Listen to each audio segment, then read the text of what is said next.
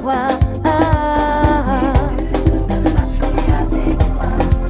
Mon Dieu, mon roi, je veux marcher avec toi, Jésus. Car de l'envoûtement, de la sorcellerie, du filet de l'oiseleur, oui, de la pauvreté, éternelle.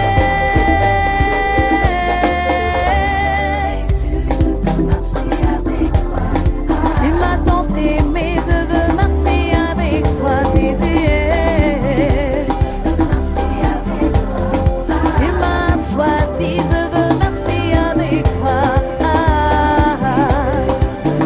Bartimée a continué à marcher avec Jésus. Bartimée, en marchant avec Jésus, il assistait, n'est-ce pas? Il participait, n'est-ce pas? Toi, tu participes, toi. Même quand on te dit de payer la dîme, là où c'est écrit dans la Bible, tu ne veux pas payer la dîme. Là, tu te dis que tu vas enrichir le pasteur. Tu vas enrichir le pasteur. Mon dos, il est riche. Hey! Amen! Mon dos, moi, il est riche. Okula PM, il est riche. Okula PM, il est plein de richesse. Donc, toi, quand je vais payer la dîme, bien aimé, tu payes la dîme pour toi-même. C'est pour ta vie. Attends, ça ne vous dérange pas. Ça ne vous dérange pas. Qu'on prêche tout le temps, tout. Essayez d'obéir un peu, comme avait dit l'autre, que parents, obéissez un peu à votre enfant, obéissez un peu à votre fille. Aujourd'hui, elle a 11h30, non, n'est-ce pas? Bientôt 12 ans. Elle nous demande à nous de lui obéir à elle. Mes parents, obéissez un peu à votre enfant, obéissez un peu à votre fille. Obéissez un peu au pasteur. Ou bien, si vous ne voulez pas obéir au pasteur, obéissez à Dieu, à la parole de Dieu. Ça ne te fait pas mal quand tu viens t'asseoir ici là-bas pour chauffer les chaises et payer la dîme, tu le payes. Quand c'est pour donner les offrandes, pendant tout un mois, ton offrande c'est le billet de 500. Tu n'as jamais évolué. Tu ne peux pas donner 1000 francs. Tes doigts, comme dit l'apôtre Paul ici, tes doigts ont les yeux. Quand tu mets dans la poche pour prendre l'offrande, tu connais là où se trouvent tes doigts ont les yeux pour voir que ça c'est le billet de 500, ça c'est 5000, ça c'est 1000 francs. Toi 500 sort. Tes doigts font sortir le billet de 500. Tu viens déposer par là. Le 5000 c'est là dedans, le 500 là, qui est déjà mouillé à cause de la sueur que tu as mis dans le soutien ou dans la poche de caleçon qui est kaki. Le billet de 500 devient rouge.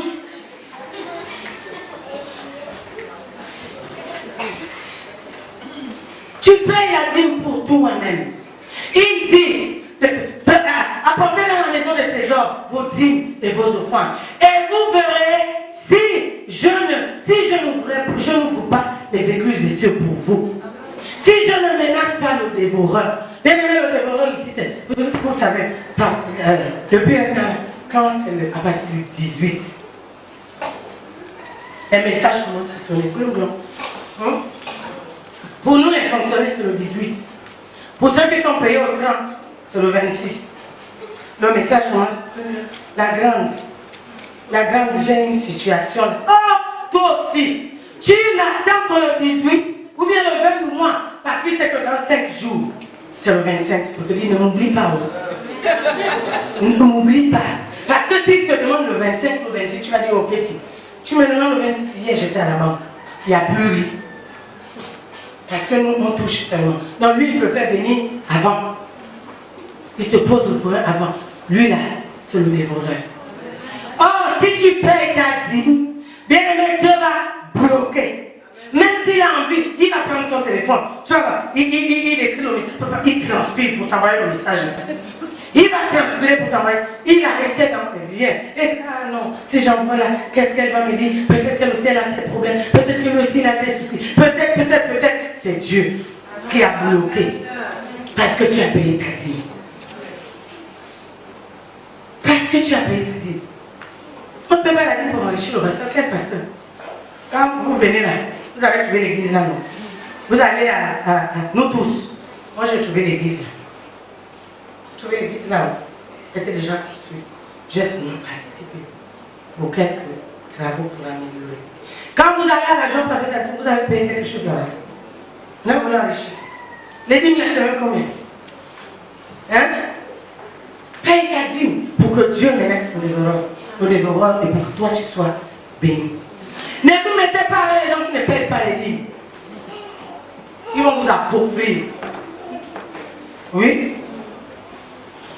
Non, je vous dis la vérité que, vous savez, Dieu a vraiment utilisé son serviteur pour changer mon histoire. Changer mon histoire. Jésus a changé mon histoire. Changer mon histoire. Jésus a changé mon histoire. Il a essuyé mes larmes. Jésus a changé mon histoire. Il a essuyé mes larmes. Jésus a changé mon histoire. Changer. Changer mon histoire. De la consécration à la délivrance. De la consécration au mariage. On ne dit pas du célibat, le célibat c'est petit. Oui, le célibat c'est petit pour mon histoire. C'est la consécration qui était costaud comme ça. De la consécration, il a dit non, non, je vais tenir quelqu'un pour que tu sois délivré. Le pauvre. C'est pourquoi quand vous me voyez là, je suis la petite. Et lui, il est mon coulou. Parce que quand je me rappelle d'où je viens, où je suis allé me chercher, comme Bartimée, n'est-ce pas? Je dis au mauvais caractère, assieds-toi, sors, libère. Tu n'as plus le droit, non, tu n'as plus ta place ici. Tu viens encore faire quoi? Non, mauvais caractère. Le caractère là, tu es mauvais parce que tu étais mauvais quand j'étais là-bas. Mais ici là, il n'y a pas ça. Il n'y a pas ça. Amen. La Bible déclare que Bartimée, Jésus lui a dit, appelez-le.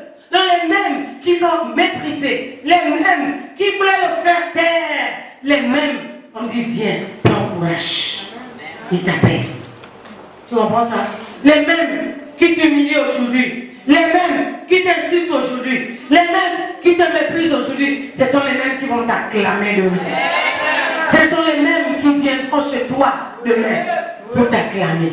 La Bible déclare que Bartimée s'est levé. Il a fait un bond, n'est-ce pas? Et il a jeté son manteau. Oh, Bartimée ne pouvait pas se présenter devant le Fils de Dieu, devant le Roi des rois. Bartimée ne pouvait pas se présenter, bien-aimé, devant la gloire avec son manteau. Il ne pouvait pas se présenter avec son mauvais caractère. Bartimée ne pouvait pas se présenter, oh bien-aimé, avec tout le fardeau qu'il avait. Bartimée a donc jeté le manteau.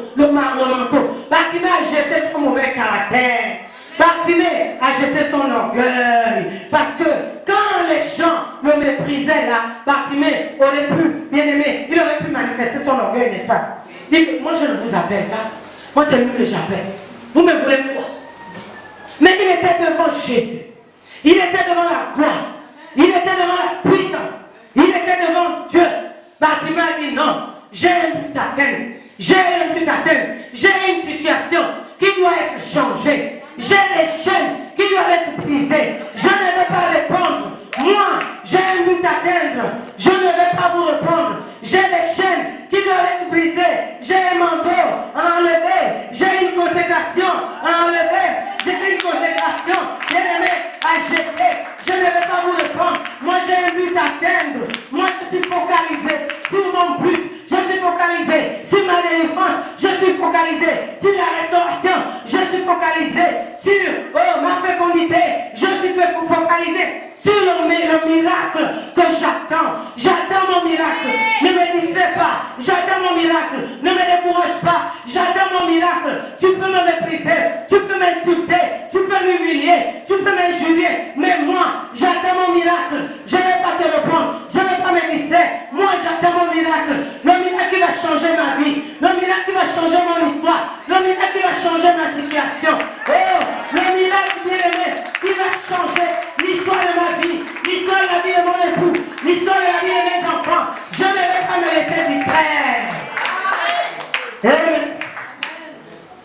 j'attends mon miracle. J'attends ma nomination. Donc, quel que soit ce qu'on va dire, j'attends ma nomination. Parce que ma nomination ne tardera pas. Si j'attends calmement, malgré le rejet, malgré l'occupé, ma nomination va arriver. Moi, je l'attends. Amen. J'attends mon mari blanc. Oui, il y en a qui veulent. Il n'y a pas les gens qui veulent les maris blancs. Même si c'est le mari noir, il y a une dame qui m'a dit hier, s'il te plaît, si tu n'as pas quelqu'un qui vient en France, ça va chercher un nom sur Internet. J'ai dit qui? Moi? Ah non, je ne connais pas. Pendant que tu attends tranquillement. Ne te laisse pas. Hein? Attends. Ne va pas bien aimer. Comment on appelle ça? Ne va pas détruire le moteur pour que le moteur devienne une carrosserie. Les enfants. Ça c'est chinois maintenant. La Belgique encore bien. Ça c'est occasion chinoise. Attends patiemment. Tu es pressé pourquoi? Pourquoi tu es pressé? Bartimée attendait au bord du chemin. Il savait qu'un jour, sa situation allait changer. Tu sais qu'un jour ta situation va changer, n'est-ce pas? Tu sais qu'un jour, un prince viendra, n'est-ce pas? Et le prince ne peut pas venir trouver la carrosserie, occasion chinoise. Même si on doit entretenir le moteur. Trouve un seul mécanicien pour entretenir ton moteur. Si tu veux. Si tu ne peux pas attendre. Mais ne va pas. Diallo est ton mécanicien. Mohamed est ton mécanicien. Anguille est ton mécanicien. Raponda est ton mécanicien. Foulalépé est ton mécanicien. Là c'est plus bon, n'est-ce pas? Là c'est plus bon. Ça signifie que tu n'as pas la foi. Comme dit l'apôtre Paul ici. Après, tu as une foi yo-yo. D'un coup tu crois, d'un coup tu ne crois pas. C'est la raison pour laquelle tu veux faire entretenir le moteur par Diallo, par Mohamed, par Guillet, par Foulalépé. Amen. Et comme ça, ton moteur deviendra occasion chinoise. Toi aussi, c'est la même chose. Pas seulement les autres, même vous. Même si on ne peut pas savoir que le moteur a été entretenu. Mais laissez tranquille, c'est réduit. Qu'est-ce que vous avez à faire? Rien du tout. Au contraire, vous avez tout à gagner. Quand on attend patiemment, dans la foi, dans le service à l'église, ça passe vite. Ça passe vite. Mais quand on se fait entrer en chrétien, lui aussi ne va pas vouloir partir. Donc comme lui, Diallo ne veut plus partir, du coup, il sait mais ne viendra pas. Hein?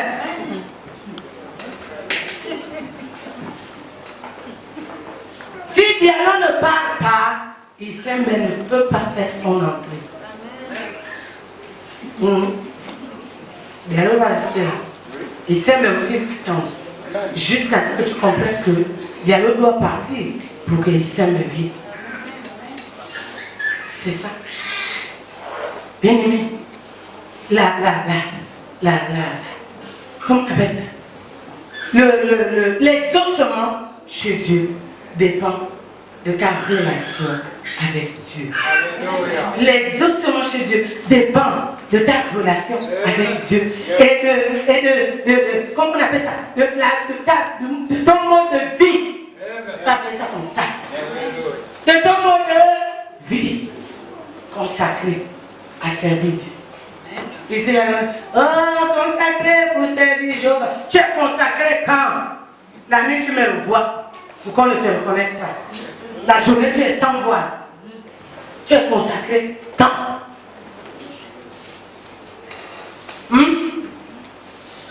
Tu es consacré. La consécration ici, ce n'est pas seulement la consécration physique, même la bouche, le kwakato. Tu vas de maison à maison pour raconter. Tu es soi-disant chrétien, mais c'est toi qui détruis les foyers des gens. C'est toi qui détruis les vies des autres. Maman Lucia, tu vois ancien là, depuis la voiture là, non. Depuis que l'ancien Mbappé a acheté une nouvelle voiture là, maman dit que ça te regarde. Hein?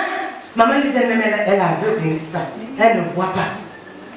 Mais toi qui vois, essaye de venir me dire que tu as vu maman. Je te dis, tout le monde se bat du lever du soleil jusqu'au coucher du soleil. Oui? Essaye. Parce que celui qui vient dire là, c'est pour te détruire. C'est pour détruire la paix, n'est-ce pas? C'est pour détruire la stabilité. Et c'est pour détruire l'harmonie dans ton foyer. Donc si toi tu viens me dire, c'est toi que je vais attaquer. Comme ça, quand papa arrive, maman, tu ne t'es pas ménagé, je dis, reste tranquille. Tu ne sais pas ce qu'elle est venue me raconter. Reste tranquille, je vais te le dire quand elle va partir. Parce que celle qui vient raconter là, c'est elle qui vient même détruire. Toi ne l'écoutes pas. Elle est jalouse de ton bonheur. Elle est jalouse de ta paix. Elle est jalouse de la stabilité de ton foyer. Elle va venir te dire que moi, toi aussi laisse-le, mon mari, je l'ai vu là. Tu l'as vu au coup de pied. C'est mon frère que tu as vu. Moi je te tape, je t'enferme là dans mon portail là. Toi et moi on reste là du lever du soleil jusqu'au coucher. Si tu es venu à 9h ou 10h, tu vas repartir chez toi certainement le lendemain. Oui, parce que tu viens me détruire la confiance que j'ai pour mon époux. La stabilité, l'harmonie qu'il y a dans mon foyer. Parce que mon foyer, ma maison, c'est un jardin d'éden. Éden veut dire lieu de désir, n'est-ce pas? Lieu de plaisir, n'est-ce pas? Ne venez pas chez moi n'importe comment. Sinon, vous allez voir ce que le chien a vu à mes aïeux. Oui. Là-bas, mes enfants qui vivent là-bas sont déjà habitués. Ils savent que chez nous, c'est Éden. Chez nous, c'est Éden.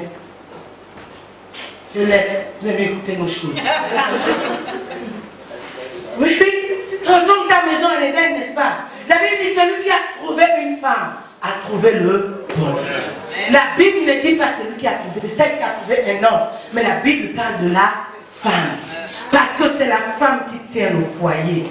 J'ai beau parler, l'apôtre Paul me dit, beau enseigner. La bergère c'était là beau enseigner. Vous êtes lions dans vos foyers et vous voulez faire asseoir vos maris. Vous voulez les faire asseoir comment? Venez me demander, je vais vous montrer comment on fait le tabac-ci. Le mien, il peut rester là 2 semaines. La voiture ne bouge pas. Il fait le tour là. Tu sais qu'il va écouter ça? Il fait le tour. Il est au bureau, il est à la maison. Il est au bureau, il est à la maison. Pendant ce temps, moi j'ai ma voiture, je suis dans tout Libreville.